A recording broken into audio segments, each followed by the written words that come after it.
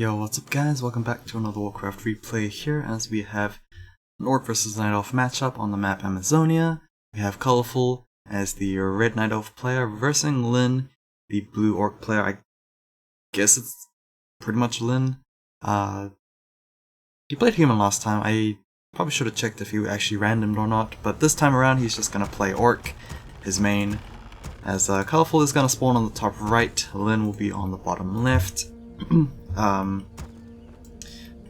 Yeah, I chose this one because I looked, and with Netease ladder, at least the videos that I've casted, I haven't had Lyn a ladder replay with Lyn and Colorful together, which is surprising. Lyn, probably one of the most common players to be casted with the Netease ladder games, and Colorful doesn't have that few games either, so I'm surprised that it took this long until we actually got a game that paired with each other. So yeah, let's see how it goes, I guess. Standard Ancient of War creeping here at this double camp. The first hero is going to be probably the Keeper. Yep, Keeper of the Grove on his way, as the Blade Master is going to come out for this particular matchup. No Farseers. Probably since it's Amazonia, I guess Farseer probably would like the slightly bigger map. Hold on, let me detach this mic. Hopefully it doesn't make any sound. Yeah, okay, whose perspective am I on? I'm on Colorful's. Okay, he's just spamming those rally points again, as the Blade Master not going to be spotted by the whiffs just yet, as the Ancient War is going to be pulling the Renegade Wizard. Keeper a little... I guess he will be on time, since these units are basically going to leave the units low HP.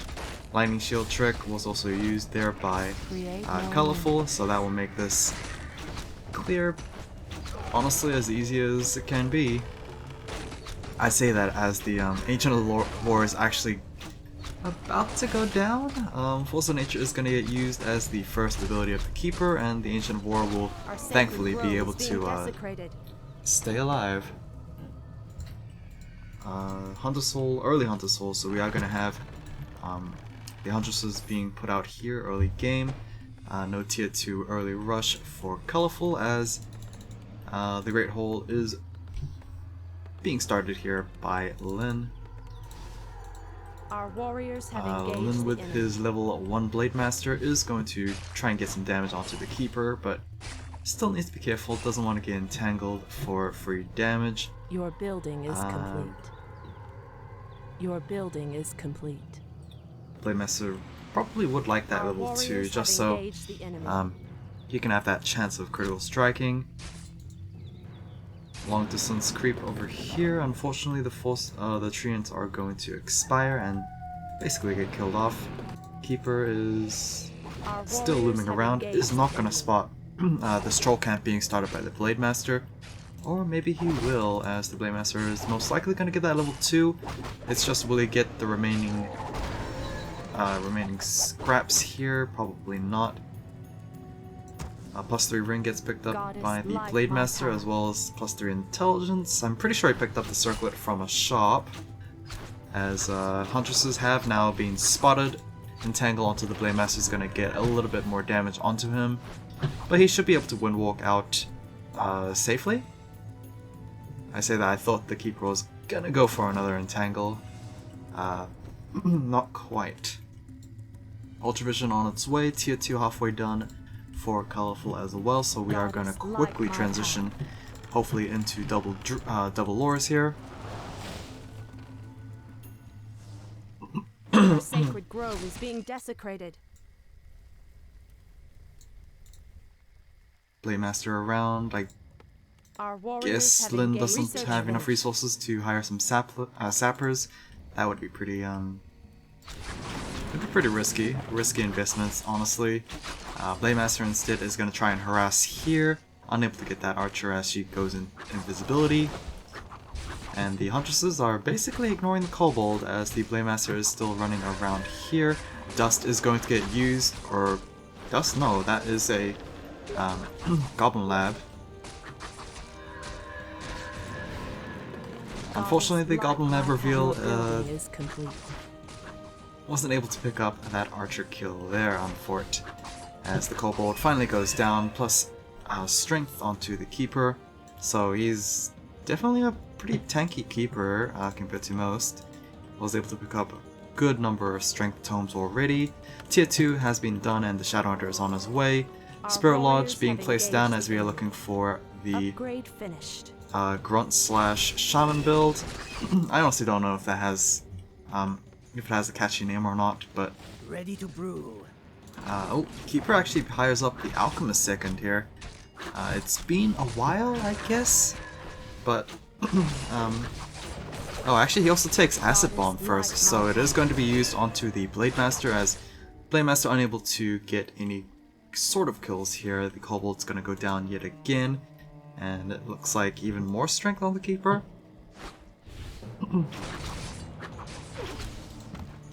Either way, Lynn looking a little antsy, to be honest. Serpent Wards from the Shadowhunter here, just to take advantage of the impending double Dryads. No, we're gonna go straight into tier 3, and still no Ancients in sight. Right now, Colorful is relying on those Huntresses to yeah, basically keep these Orc units in check, and honestly, I don't blame them. It is Mass Grunts versus the Mass Dryads, so they're gonna have a hell of a time Research finished. getting free hits off, being semi-ranged units and with bounce and all that. Serpent Wards just need to be avoided, I guess, since it's piercing versus unarmored. Although it is level 1 Serpent Ward, so it's not that threatening, honestly, and it's only 90 HP, so it's just gonna go down super quick. It's about to go daytime, so that archer might want to ditch as quickly as possible. Alchemist still level 1, so no healing spray whatsoever. Tier 3 almost down here, as we still have no idea what we're going for Colorful. +1 attack upgrade for those Huntresses on its way. Attack upgrade for the Sentinel units here. We could just go Hippogriff Riders, which it could be a thing. I stand ready. No raiders whatsoever, no anti-air it seems for Lynn right now, but I am honestly just as confused as perhaps Lynn might be. Research finished. Who knows? Bottom right camp is going to get taken out here, as level 2 has finally been attained for the Alchemist. He is going to put that into the healing spray. Blademaster is going to pick up more archers in transit. And the Blademaster has that archer in sight. Or not. Easy turns a little bit. Shadowhunter level 3 with Lifesteal Aura, which is pretty good, especially in a Mass Grunt comp. Still no sort of training on the Shaman there, so it would be nice to actually at least have Lightning Shield, which I guess yeah, Lynn already knows, so he is about to be completed with that Initiate's training. Here comes the Wisps here to try and get some detonations off, I think. Colorful a bit unattentive here. The Wisp are not really doing anything. There we go. Finally gonna wipe out the the Blademaster and Shadowhunters mana pools there. This fight is looking a bit scrappy. Unfortunately, the Huntresses are being cornered here in the base, and that's not exactly where they do well against those grunts. That is indeed a lot of Serpent Wards on the ground here. Level 2 Serpent Wards, but here comes the Priest of the Moon coming out as the third support for the Night Elf army. True Shot Aura is going to be the ability of choice for her, improving those Huntresses and Archers' performances, maybe. Still, the Serpent Ward pressure is kind of too much. They are going to go down eventually as Lin is going to pull off. But being able to take down a couple of Moonwells as well as a couple of units here is... I guess it evens it out a little bit. No real major losses for either side, but Lin is looking kind of strong right now. Maybe Colorful will try and balance things out with this third hero. But yeah, I honestly think that he needs to get a lot more units than he has right now. Ancient of War still going overtime. Oh, we are actually... Are we upside down in supply? Research Oh no, we're just finished. supply blocked for Colorful. Create more moonwells. Your building is complete. Our warriors have engaged the enemy. Alrighty, gold mine being cleared out here, so we could have a potential of a of an expansion, which I guess Lin is also thinking the same thing. As Fortress Tech is actually about 50% done, or 60% done.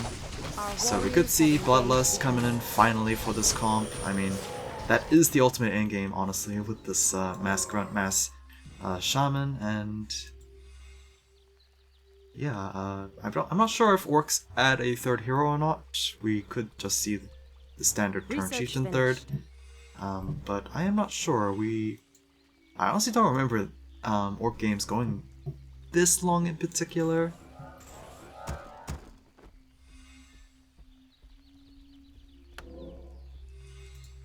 +2 attack upgrade for the sentinels on its way. I stand Our ready. warriors have engaged the enemy. Still no major indication of whether or not...